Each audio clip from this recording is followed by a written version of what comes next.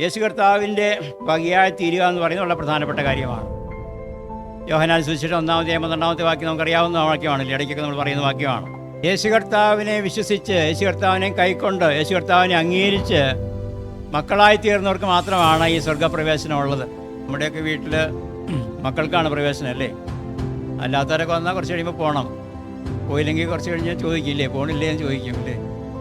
എന്നാലും മക്കളോട് അങ്ങനെ ചോദിക്കുകയില്ല അല്ലേ? മക്കൾക്ക് അവിടെ എന്നും താമസിക്കാനുള്ള അവകാശമുണ്ട്. ഇതുപോലെ നാം കർത്താവിനോട് കൂടെ ഒരുമിച്ച് ആകുന്നത് നാം ദൈവത്തിൻ്റെ മക്കളായതുകൊണ്ടാണ്. അതാകാനുള്ള വ്യവസ്ഥയാണ് വായിച്ചത്. അവനെ കൈക്കൊണ്ട് അവൻ്റെ നാമത്തിൽ വിശ്വസിക്കുന്ന ഏവരും. യേശു കർത്താവിനെ അംഗീകരിക്കുകയും യേശു കർത്താവ് എൻ്റെ രക്ഷകനാണെന്ന് വിശ്വസിക്കുകയും ചെയ്യുന്ന ആളുകൾക്കാണ് ഈ വലിയ സന്തോഷകരമായിരിക്കുന്ന പ്രതീക്ഷയുള്ളൂ. അല്ലാത്തവർക്ക് എപ്പോഴും ദുഃഖമാണ്, അവർക്ക് ഭയങ്കരമായിരിക്കുന്ന ഭീതിയാണ്, നിത്യമായ നാശത്തെക്കുറിച്ച് ചിന്തയാണ് അവർക്കുള്ളത്. അതാണ് അവരുടെ മുഖത്ത് കാണാനും കഴിയുക.